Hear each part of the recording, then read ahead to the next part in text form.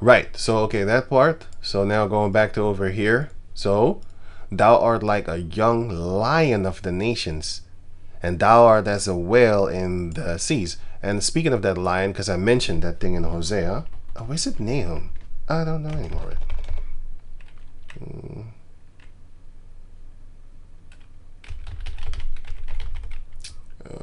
Cups.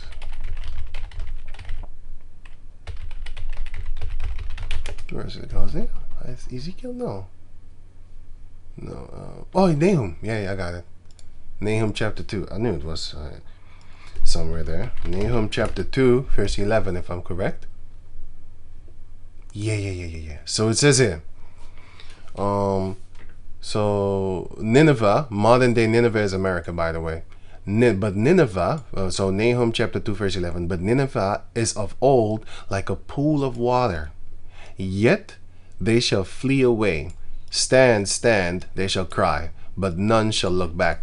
So when it's time for war, so Nineveh is a pool of water, meaning they're stable, meaning they are prosperous. Because if you are near water and you are a city, you're prosperous. And they worship their little devils. So they're very prosperous with it. Psalms chapter 1, verse. And so if you please the Lord, right? It says here, I'm just going to go to the point. If you please the Lord, so let me, Psalms 1 and 2. But his delight shall be in the law of the Lord, and his law in his law doth he meditate day and night. And he shall be like a tree planted by the rivers of water, that bringeth forth his fruit in his season. His leaf also shall not wither, and whatsoever he doeth shall prosper. So a man that stays in the way of Yahweh Bashem Yahushua, and stays out of the way of the ungodly, and doesn't walk in the path of sinners and stuff like that, he shall be like a tree planted near waters, meaning he shall be prosperous. That's what it means. Right. So Nineveh was very prosperous. Nineveh was the town of Ashur, the city of Ashur. Right? Ashur made Nineveh in Genesis chapter 1. And he was very prosperous. These were the Assyrians, which is also mentioned in the book of Ezekiel chapter 31. Chapter 31. Ezekiel chapter 31. Here.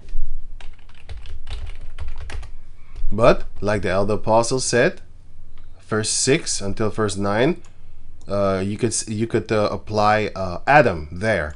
But if you read it as what it says, then like the elder apostles explained, certain chapters have multiple how you call those things, multiple meanings, okay, just like how it says that in let me see, Babylon is also America, see, and it's also ancient Babylon, yeah. So right, going on, so it says here verse 9, Nahum 2 and 9, take ye the spoil. Oh yeah, it says here, yet they shall flee away. Stand, stand, shall they cry, but none shall look back. They're gonna lose the war. Modern day Nineveh is gonna lose the war. They are very prosperous and very strong in their military, but once it's time, then the Heavenly Father is gonna break them down. Verse 9. Like I said, if I read this book as the chapter, how it was written, it's talking about ancient Nineveh. But I'm not talking about that one right now. Lord willing, I'll do a video concerning that. Then I'll merge the two together, which is ancient Nineveh, and then I'll show you that it's actually modern day Nineveh also, which is America.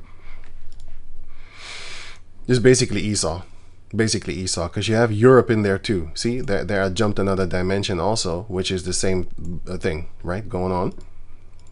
Take ye the spoil of silver, take the spoil of gold, for there is none end of the store and of glory out of all the pleasant furniture. They have a lot of things, but once they gonna get robbed, think about it. If America was to fall right now and the heathen nations was to have their feast upon them, they would grab everything, man. Every gold, everything that they have. That's why in England they're angry, because the Pakistani people come over there and they fuck them over. Just like how England, the British armies went over there and they fucked them over. Remember that shit? A few hundred years ago? Now it's happening to you. How about that? Feel good, doesn't it? Verse 10. She is empty and void. Nineveh was destroyed and waste. And the heart melted. Everybody turned into bitches. and their knees smite together like in a cartoon because they're scared, and they will be scared. Modern day Nineveh will be scared because the Carmanians and the dragons of the Arabians are gonna come and butcher them. You already have the Arabs there and the Carmanians there, which are Elam, Pakistani and stuff like that. They are already in England. They're gonna fuck them over, boy. And the English people are gonna be so scared, so scared. They're scared now. Okay, and much pain is in all loins. Oh, they're gonna grab their belly like they're finna be pregnant or something like that. And the faces of them all gather blackness. They're gonna be somber in those days. Where is the dwelling of the lions? Where are the tough Edomites, huh? And the feeding place of the young lions, with the tough young lions. British Empire used to butcher the people. Yeah, right? Where are you? Where are your tough guys? Where are you? America used to beat people up, stomp on your face. Where are all your tough guys? Second Ezra says you're gonna be a bitch. Second Ezra chapter 15 and 16. One of those two. You can read both of them because it says like the Carmanians and the dragons of the Arabians are gonna come. The Carmanians are gonna be like the boar, the swines. If you don't know about a swine, it's a very dangerous animal, boy. It's a very dangerous animal, and it's very powerful too. Well, that's going to be how that's how the Elam is going to be against the Edomites, and they're gonna cry. Where the lion, even the old lion, walked. Yeah, the old Edomites, they used to walk in with no fear, right? And the lions whelps, and none made them afraid. They wasn't afraid in the time of the British Empire, in the time of so that's why they're trying to make America great again, because they wasn't afraid. Nobody dared to step against them. But now, like Isaiah chapter 14 explains, that now basically they have nuclear missiles too. What are you gonna do? I mean, literally, what you gonna do? I'd kill a million of you also now. How about that? Okay, so the lion did tear in pieces enough for his whelps. That's why back in the days you had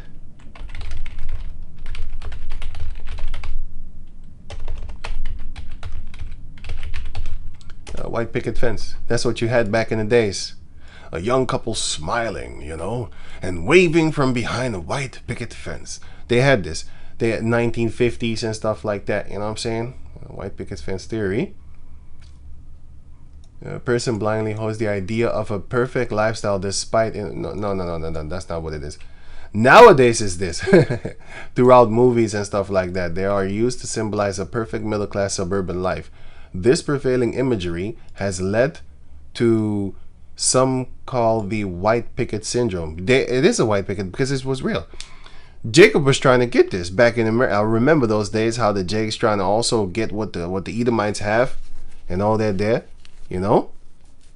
He only had like one wife, one kid. No, sorry, he had a wife and 2 kids, and some of them had more. But anyway, a wife and 2 kids, and then only he had to work. She was at home teaching the children and making them grow up and stuff like that. Teaching them how to actually be up in the planet Earth instead of a total stranger at the end of the class or in front of the class just teaching you stuff that comes from another motherfucker. Just bullshit. Flying reindeers and all that. They had that, but I'm just giving you an example about the bullshit that they're teaching. But yeah, so let me see. A symbol of an ideal middle-class suburban life. It was not just a symbol, it was the reality back then, with a large house, family, and peaceful lifestyle. 100% that they had that. So, what is the peaceful lifestyle also representative of? Here, the lion did tear in pieces enough for his whelps. They had enough. They had it. He bought Christmas and thing. You had Jake in the 90s trying to emulate the beautiful Edomite life that they saw on the television. They had houses that was massively big. They had a Christmas tree that was tall and all that. They had all these trinkets and ornaments upon it, and all the heathen nations wanted to imitate it. They loved it. They looked at it. They wanted to go to America, live there, have the American dream, right? And strangled for his lioness. He used to do all these things just to feed his girl, just to buy things for his girl. He used to, or rather, he was a cutthroat, like actually go to other heathen nations and take their minerals, resources, and stuff like that. Or he was basically very go get it mentality just to make sure that his wife was happy and stuff like that, right? And filled his holes with prey. Yeah, that's what they did because they had enough food. They had enough resources and stuff like that because they killed everybody and they made everybody their prey. Yeah, and his den with Raven. So basically, they had everything. They had his den was full. All the things. All you had. All even other animals be looking at him like, man, this guy is full. It's like a squirrel gathering all these nuts in the wintertime and stuff like that. And you see the other heathen nations, the other squirrels, they be like, man, I ain't got no nuts, right?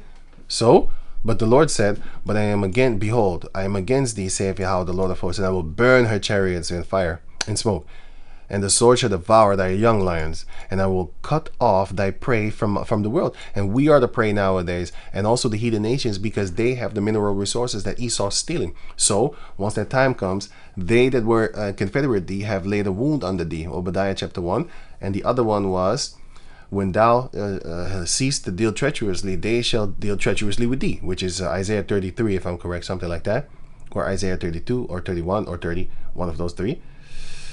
Or maybe Isaiah 33. I think I said that already. And it says here, prey from off the earth. The Lord is going to cut your prey off from off the earth. So you're not going to be feeding on them anymore, but butchering them and stuff like that. And the voice of thy messengers shall no more be heard. Right, because they always send messengers like Hitman, economic Hitman, and which is this one here. I'm going to put the link. Economic Hitman. I'm going to put the link in the description box so you can check it out for yourself. That's what they do. One of their many angels, one of their many messengers, and basically messengers of death. That's what they watch the documentary. Then you're gonna see what I'm talking about. They are messengers of death because they come bring death to you, boy. They are. They 100%, and they also come to bring decrees, evil, unrighteous, draconian type decrees, because he's a goddamn dragon. That's why he's taxing you up the ass. That's why everything is getting more expensive. You'd be like, motherfucker, you set that shit up, goddamn devil. You're fucking around with the market. For example, they say oil got more expensive. Do you know how many countries are in the EU? Not in Europe. I mean the EU. It's at the 44, I think, or 45, or in the EU. Okay, there's 27 countries part of the EU. Okay, but there are 51 countries here. There are 50. Wow. There are 51 countries in Europe, but I think 27 of them are part of the European Union thing, whatever. But my point is this: all 51 of these countries, you can just type in Germany and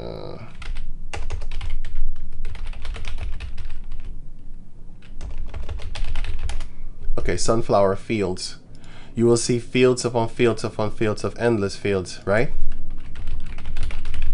Netherlands, you can see ends of it. You can see on what's this? France. Ends of ends. Italy. Ends. Hungary. Czech. Let's spell that again. I always have to.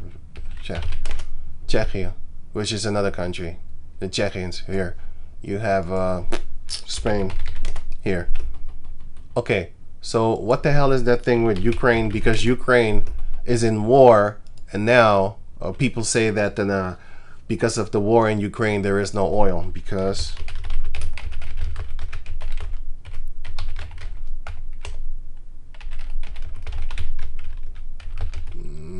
sunflower oil here. Supply chain disrupted and are now affecting the global vegetable oil market. They have led to higher prices, which are expected. Anyway, this is this bullshit. What is the impact of the war in Ukraine and export of vegetable oils? Ukraine and Russia are the two largest exporters. Get the fuck out of here with that bullshit. You believe that shit, man? They're deceiving the funk out of you, man. Come on, man. You believe that shit, man? You believe that shit, man? There's 51 countries in Europe. All of them have fields of this thing. Who's fucking around with the market? How about who's counting? They're playing with you. So he's a goddamn devil. He's a dragon. He a cruel beast. Yeah. He's just raising up the price for no fucking reason. And then you had the oil, the gas line blown up. You'll hear nothing about this no more.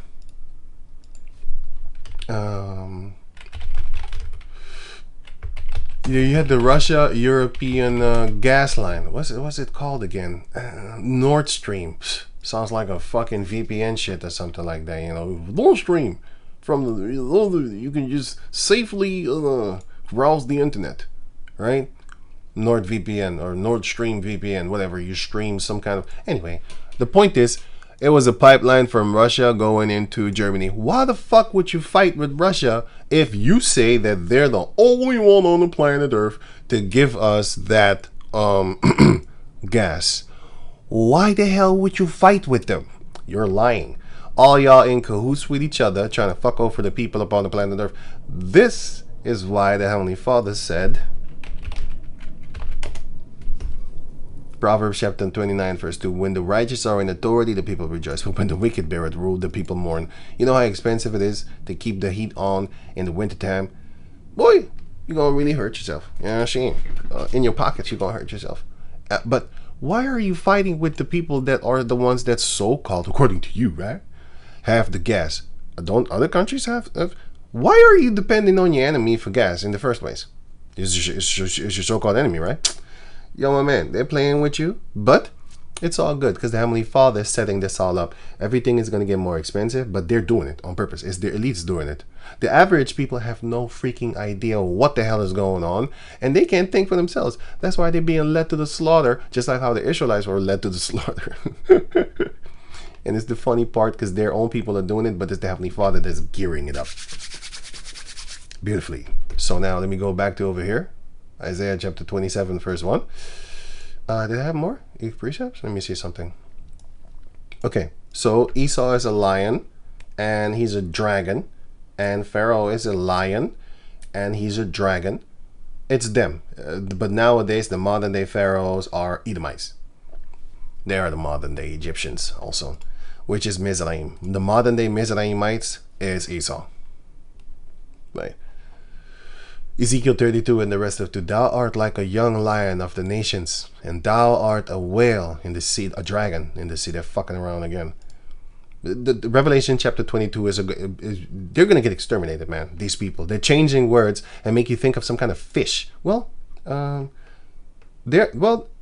should I call them a fish? The dragons? Because yeah, they are Leviathan.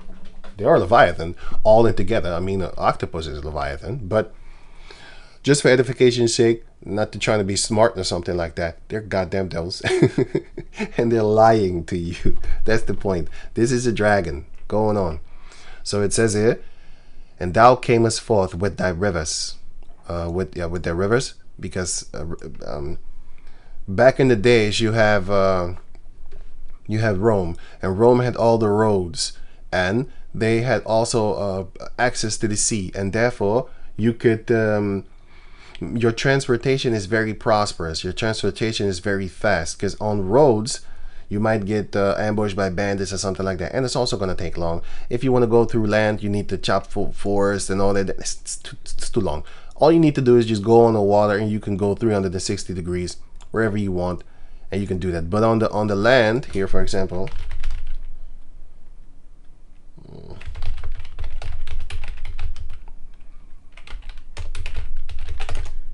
let's give an example here. Let me see. Yeah. Let's say, okay. Oh, I got a better one. Check this out.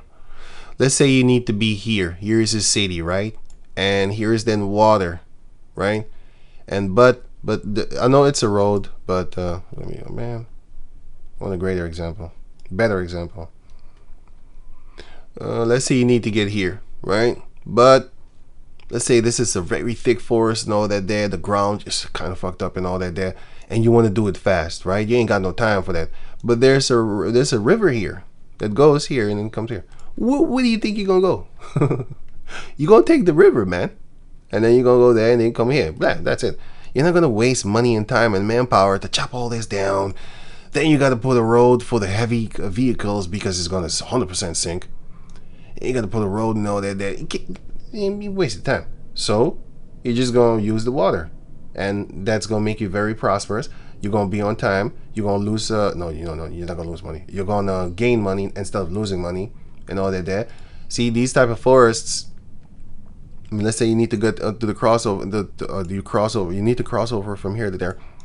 If you have just like vehicles and stuff, it's gonna take you long. You're gonna have to do things. Chop things down. Manpower. You're gonna have to pay people. Meanwhile, if you just have a boat.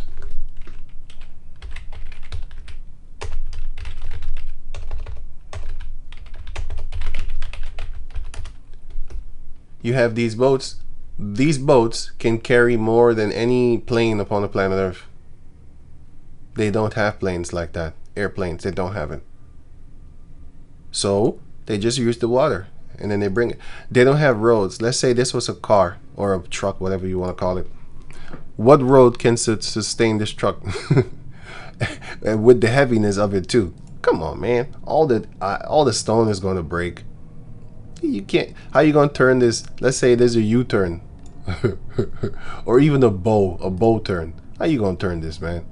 And what road is that broad that can make this thing change, like change direction, like how what it's doing right now? You can't do that, man. You can't do that on the street. It can't even do that here. It needs somewhere else to go. Yeah, you stuck. See, they have to help it. Like if it's stuck, they have to push it and stuff like that. Here, boat got stuck in Suez Canal, shut down global commerce. one little mischief, one little mistake. I bet your ass he got fired. They're missing money. Suez Canal makes in one day how much money? 15 million. What? It went up. Whoa, I gotta save this picture because they was talking about that it made 50. See? Oh, this was 2020. How much? When is this? 2024. Shit got more expensive. See? I didn't even know that one. Let me take a screen picture of this one. Yeah. Is estimated in daily revenues. Because I remember this one, but this one it says here even 2022, the highest in the canal's history on 2021. You know what was in 2021? Lockdown. Yeah. And then everything got more expensive. If something costs $500, they raised the price to like 3,000 and stuff like that. Some of them 1,500. Yeah, man. I saw things, man, like electronical things like PlayStation and software for your hardware, for your computers. Yeah, man, I saw those prices going up. I was like, shit, lucky for me, I don't need none of these things. Actually, I needed one thing, so I waited. I just needed one thing, by the way. But anyway, the point is that they're making money. They're actually doing prosperous right now. Their rivers is full of his traffic is great. Just like Ezekiel 28, the traffic of those Canaanites was great. Modern day Prince of Tyre, with all the rivers, all the lands and so that he had. Modern day is Esau. He has now. Back in the days, you had the Prince of Tyrus, which is Tyre. This is a Canaanite. He had the ships of Tarshish and Kittim, which are Japhetic people that was very good with the sea. Yeah, and they brought the transports for him and stuff like that. They worked for him. Well, nowadays, modern Prince of Tyre is Esau, and who is his Kittim and Tarshish? Ishmael. His Japhet is Ishmael, right? What's going on? So it says here, forth with thy rivers and troubled the waters with thy feet, because he was a beast. He was fucking around and troubling the waters, especially for other people. And foulest their rivers, because if you go there, you can't go there. You cannot, just like how you have a drug dealer in one spot, right? If another drug dealer comes over there, what's going to happen? They're going to fight because he wants everything for himself. They're not about sharing. So Esau is that savage beast that just wants to take everybody's food out of their mouth while they're eating. Snatch it out your hand. Whoop. That's why all the people, what do? He put people onto himself. That's why all the people come to his lands so he can make more money off of them with all the labor and stuff like that. And also cheap labor, because a lot of people from the other heathen nations, they come here and then they work for less than the people that already here that know in their mind, like, no, I deserve better, I deserve more. Oh yeah, I'm gonna just give me some people from over there and pay them less than you, and they're gonna be more happy than you, and they're gonna multiply more than you, because I'm a government fund them also. Esau is a brilliant demon. I'm telling you, he's fucking them over. That's funny to me, because I see what's going on. I'm looking at it like that. This guy's a devil. He's a devil. He's fucking over his own people. But while everybody is coming to, like, for Europe, Western Europe, all the heathen nations and stuff like that, while everybody's coming here, he's robbing them over there. He's making their lands even more poor, because they're not helping to stabilize their own market and stuff like that by working in their own lands, having their own money circulate around. No, they bring they take Esau's money and then they spend it here where Esau is. That he gets richer from all that, you know. Some of them do bring back to their lands, but they don't really want to live there, because they'll be like, no, yours kind of fucked up, and women laws are not that good over there, so the women don't want to go over there, you know. They want to be free here and stuff like that, you know. So Isaiah 25:7, and he will destroy in this mountain the face of the covering cast over all people, and the veil that is spread over all nations. The Lord is doing that. He's going to do that. Revelation chapter 17:5, and he saith unto me, the waters which thou sawest where the whore sitteth are people and multitudes and nations and tongues. So Isaiah chapter 27:1, in that day with his sword and great strong sword shall punish. In that day the Heavenly Father Yahweh with his sword is going to hurt, and great and strong sword shall punish Leviathan, that the piercing serpent, even Leviathan, that crooked serpent, and he shall slay the dragon in the midst of the people. This is talking about their governments, their Esau and stuff like that. It's this Esau. So there's 3 Leviathans. You have the one Leviathan that is the actual creature that spits fire as like a dragon. Then you have the other Leviathan. He's the one that it's like all the fishes put together in one, just like how you have the humans, and then you have the human race, but within, like, the human species, and within that species you have different races. You know, Asiatic, you have the so-called Afro, whatever they call it, and then you have the Arab and all that there, you know, stuff like that, right? So that's the other Leviathan number 2. And then you have the Leviathan that's actually a person, because they're draconian laws and draconian ways. They're evil people, like a dragon, right? That's now then, therefore, in modern day here now is Esau, right? But you also have I have to get it actually, the dragons of Arabia. Let me see here. They're also dragons, by the way, named as dragons, as you can see here. And some people are named Zwine also here. Dragons. Here, 2nd Ezra chapter 15:29, where the nations of the dragons of Arabia are they actually? No, it's actually talking about Ishmaels, because they're cruel too. These Ishmaelites are fucking cruel, if you don't know.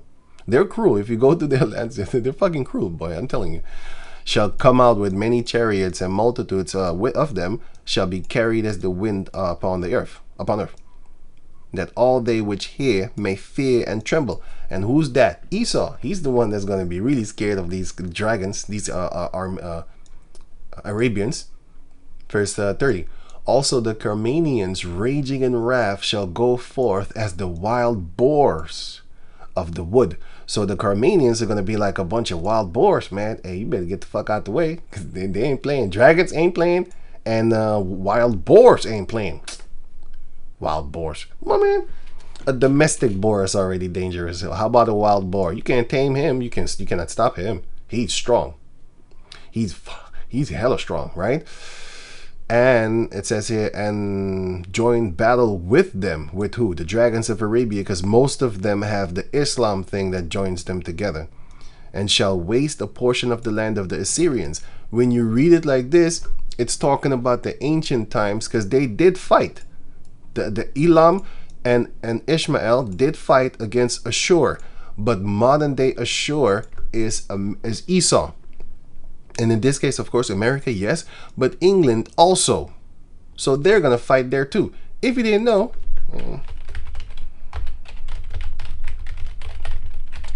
dummy.